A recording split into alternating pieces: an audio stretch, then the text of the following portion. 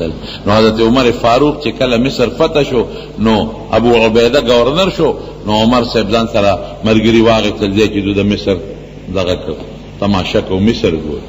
ځکه مصر خو هغه علاقه ده چې د زمانه حضرت یوسف علیه السلام، یعقوب علیه السلام، حضرت موسی علیه السلام دا پکې پاتې شوي دي، او فرعون مصر او لوی لوی فراعنه او کافران پکې تیر شوي دي. د دین یو لویه تاریخي سلسله لري. حضرت عمر د ملګرو سره روان شو،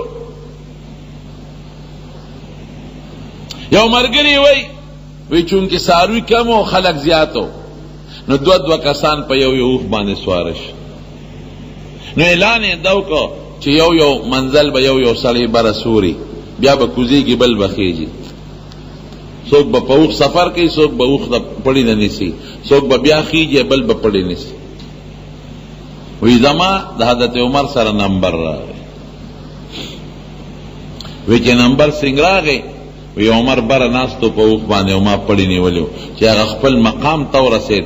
وی ما ته وی اوښ ودروه، راځه اوس ته بره خیږه او زه به لاندې کوشم.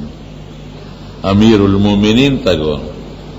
حضرت عمر هغه امیر المومنین دی چې د ده په وخت کې 2 لکه مربع میل علاقه فتح شوې ده. دا ټول د روم علاقې او د فارس علاقې او د عربو او د مصر دا ټول د حضرت عمر په زمانه کې فتح شوی. یو زبردست بادشاہ چې د نوم اورېدونه به خلک یریدل، تر دې حده پورې چې کافرانو به بچیو د کول د عمر نوم به غشته. عمر د پسې راځي نو ماشوم به غلی شي. دومره دبدبه او دومره روبې دی. لیکن چې کله د ده هغه منزل پوره شو، غلام ته وی اله بره اوښ ته خیږه. غلام متوی صاحب زه خو ستا غلام یم، نوکر خو دې ته وی چې د اوښ پړي نیولي، زه به اوس بره ناست یم. وی شبه انصاف دې ته وی. غلام یې بره په اوښ باندې کېنو، حضرت عمر پړي ونیو، د غلامۍ کار کوي. غلام ډیر وی صاحب شرمې مې رسواکې مې دا خلک به څه وی؟ وی نه انصاف به کوم، الله نه یریږم. مصر پورې به ته پیاده روانې سه، څه مزل به کوو، ته به سورې، ما به پړي نیولي چې زه ستړی شم زه به بره وخیږم، ته به کوز شې بیا به تا پړي نیولي، چې ته ستړی شې بره به وخیږې بیا به ما پړي نیولي. په دغه طریقه مصر ته ورسېده. اوس د خدای شان ته ګوره، عاجزیت او خوی ته ګوره چې مصر ته کله نږدې شو نو دا هغه وخت و چې د عمر د کوزېدو وخت و د غلام د خطو ټیم. اوښې ودرو، غلام ته یې بره خیږه. وی امیر المومنین مم شرموه، مصر دروازې ښکاري، تا به پړي نیولي او زه به بره ناست یم او موږ له به د مصر یهودیان او عیسایان ټولو استقبال لروتی. د خلک به څه وی؟ وی پام کوه بس انصاف دا دی چې اوسه پورې زه بره سورم. اوس د خدای شان دی چې تاله نمبر درکوي، دا د خدای کار زما کار نه دی. اوښ ته خیږ.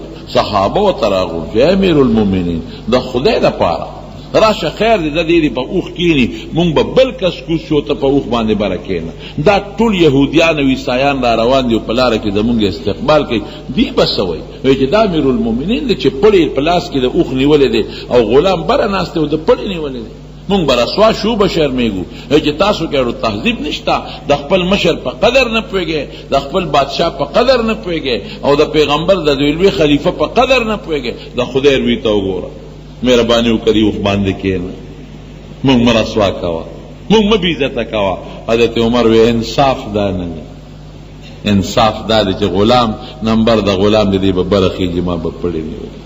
چې مصر ته ورغلل، د مصر سړو ښځو یو شان استقبال ته ولاړ. یهودیان او عیسایان لارې ډکې د عمر نوم دی، د عمر قافله روانه ده او کتابونه یهودیانو عیسایانو سره دي ګوري. ځکه چې په پخوانو کتابونو کې څنګه د پیغمبر علیه السلام صفتونه دغه رنګې پکې د نبی علیه السلام د صحابه او د ابوبکر او د عمر صفتونه.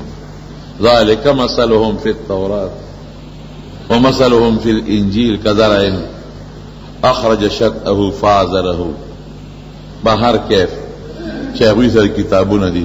وی کم اوښ وی صاحب چې دا پلانکي دی کې اوښ را روان دی، دا امیر المومنین اوښ دی چې بره ورته دا وکتل. وی دا چې کم سور دی وی زمون په کتابونو کې دا امیر المؤمنین نه دی، دا د آخر زمانه د پیغمبر دویم خلیفہ نه دی. دا مونږ خو وی چې رښتیا تاسو دین رښتیا دی، دا نه دی. هغې ورته وی نه دا نه دی، دا غلام دی، د اوښ پړی چې چا نیولی دی دا امیر المؤمنین دی. هغې چې کتابونو ته بیا کتل حضرت عمر ته کتل وی واقعي دا امیر المؤمنین دی. زمونږ کتابونو کې چې د آخر زمانې د پیغمبر د دویم خلیفہ کم صفتونه دي هم پکې شته، او یو صفت یې دا هم دی چې دا پړی کم نیولی دی. ډېر یهودیان په دغه خدای مسلمانان کړل. حضرت عمر اعلان وکړ وی ګوره د یهود ښځې په اخلاقو کې یو پټې کمزوري دي، نو دوی به تاسو ته ځان مخکې مخکې کوي، پام کوئ ګورې نظر اوچت نه کوي، نظرونه به ښکته وړئ. څنګه حضور پاک او د هغه صحابه د مکې د فتح په دوران کې خپل نظرونه ښکته کړي. قل للمؤمنین یغضوا من ابصارهم او قل للمؤمنات ان یغضضن ابصارهن. سړي به سر ښکته کوي ښځو ته به نه ګوري، او ښځې به سرونه ښکته کوي او سړو ته به نه ګوري. دا ګورې اخلاق دی، دا یو خوی دی.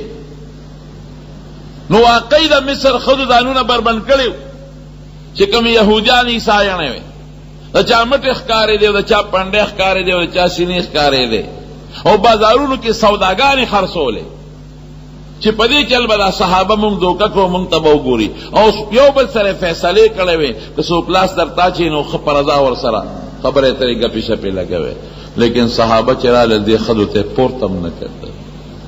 اخلاق ولا چا جوړ کړي دي د دواړو جهانو سردار مبارک، پورته یې ورته نه کتل. د هغې ښځو نه سوداګار هم نه کول، ښځو ته نظر هم نه کو. قسم دې د صحابو په دغه اخلاقو خدای د مصر ښځې او د مصر سړي ولکان او د مصر ځوانان مسلمانان کړی.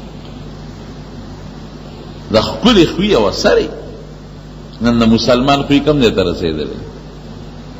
رښتیا ووایه، ګاونډي نه ګاونډي په ضرر کې دی، د رور نه رور په ضرر کې دی، د پلار نه زوی د زوی نه پلار په ضرر کې پروت دی، د رشتہ دار نه رشتہ دار په ضرر کې پروت دی. دا خو ښه خوی نه دی. خدای مونږ خفه که، بنده مونږ خفه که. دا د حضور پاک اخلاق دی، دا د مسلمان خوی دی. دوکې مونږ کو، غلاګانې مونږ کو، ګډون مونږ کو، په لاره مسلمان پورې مونږ خنداګانې کو، ښځو ته مونږ نظرې کو. د دنیا بدعملی نن مسلمان کوي، خفه کېږي ما. د دنیا بدعملی په موبایل باندې فلمونه نن دا ټول واړه په دې ګند اخته دی. خدای د پاره کې، خدای د پاره کې دې وړو له او دې زنانو له موبایل یې مه ورکوئ. ټول قشر ګل نن په 40 او په 50 روپۍ باندې میموري کارت د فلمونو نه ډکوي او ورته ناست دی هغې فلمونو ته ګوري. بچیم تباه کړل، ګمراهان هم کړل، د دنیا هم غرق کړل، بدنیم پې تباه شو او روحانیم پې تباه شو. دا واړه چې لویږي دي نه به څه جوړېږي. کور کې دننه جنکو سره موبایل دي او په موبایلو کې فلمونه ګوري، او هلکان او جنکۍ په موبایل باندې په پیکیجونو کې یو بل سره ګنټه ګنټه خبرې کوي. قوم کم طرف ته لاړ، په نیټ باندې او په کمپیوټر باندې لګیا دي دا قوم او بربند فلمونه ګوري، او په موبایلو بربند فلمونه ګوري، او په ډیشونو لګیا دي بربند فلمونه ګوري. ته د کمې مسلمان یې؟ حضرت عمر فاروق رضی الله عنه په لاره روانو، نو یو ځای کې ډول ډنګېده، ډول سرنا، نو غوږ کې ګوتې ومنډلې. نو چې څه منځې لاړ ګوتې وویسته، نو بیا ډنګار راته، نو بیا پکې ګوتې ومنډلې. نو چې څه منځې لاړ نو بیا ډنګار راته، نو بیا پکې ګوتې ومنډلې. نو چې څه منځې لاړ او ډنګ ډنګ ختم شو، نو ملګري ته وی اوس خو ته څه نه اورې که نه؟ وی نه. وګونې ګوتې وویستې. وی زما دې د الله په ذات قسمي که ما حضور پاک په دغه حالت نه وي لیدلی ما به دا چل نه وی کړی. دغسې ډنګار و نبي علیه السلام په غوږ کې ګوتې ومنډلې. نو چې ګوتې لرې که بیا ډنګ ډنګ خته، نو بیا ومنډلې. نو چې سمان زلاړ نو بیا ډنګ ډنګ خته، نو بیا پکې ګوتې ومنډلې. نو هغې به د ګندونو او د سندرو او د ډنګار دپاره په غوږ کې ګوتې منډلې چې اورو یې نه. او نن خلکو د سندرو دپاره په غوږ کې هغه شیزونه ورکړي دي چې وویرو. داسې ده که نه ده؟ په موټر سایکل بناستی یو شی دلته منډلی بلې دلته منډلی او سندرې پې اوري، په ګاډي کې بناستی یو شی دلته منډلی بلې دلته منډلی او په هغې سندرې اوري او ګانې پې اوري. دا زمونږ اخلاق دي، دا مونږ مسلمانان یو، دا مونږ د پیغمبر په لار روان یو. مونږ نه به خدای تپوس ته دی نه کوي. زنا یوازې د مخصوص اندام نه ده، د سترګو نظر دام د سترګو زنا. د پیغمبر علیه السلام وی د سترګو زنا دا یو ښځې ته یو تصویر ته یو ګن ته کتل دی. د ژبې زنا دا جدا ده، یو پردی ښځې سره د خواهشاتو خبرې کول دا د ژبې زنا ده. نن ټوله دنیا د ژبې او د غوږ په زنا کې مبتلا ده، او دا وداړو زه ګناه نه ښکاري. دی دا نه وایي چې دا زه ګناه کوم. حضور پاک ته یو صحابي راغی، وی صاحب ایمان ته مې لکېږي خو د زنا نه اړه نشم صبرولی. نبی علیہ السلام ورته صحابه وی اوف اوف، وی ما له پکې د زنا اجازت راکا مسلمانېږم. صحابه وی اوف اوف اوف، دا څه کوې؟ د حضور پاک په مخ کې دا څه قسمه خبرې کوې؟ شرمېږې نه؟ نبی علیہ السلام ډېر هوښیار دی، قسم په خدای. ځان ته یې رانږدې کړې دلته راشي، وی تحبه لاختک، وی ته به دا زنا خپلې خور له خوښه کې چې ستا خور سره څوک بدعملي کوي؟ وی نه، د الله رسوله قربان، زه به څنګه خور له خوښه کړم؟ زما خور سره به څوک څنګه بدعملي وکړي؟ او بل څوک به هم خور له خوښه نه کړي. وی مور له به یې خوښه کې؟ وی قربان څنګه به یې مور له خوښه کړم؟ بل څوک به هم مور له خوښه نه کړي. وی خور له به یې خوښه کې، لور له به خوښه کې، ښځې له به خوښه کې. وی قربان نه زه لور له خوښوم، نه زه خور له خوښوم، نه زه ښځې له خوښوم، او نه به بل څوک ښځې لور له خور له خوښه کې. نبی علیہ السلام وی ته چې وایې چې ما ته د زنا اجازت را، دا به چا سره کې؟ دا به د چا خوري که بني؟ دا به د چا لوري که بني؟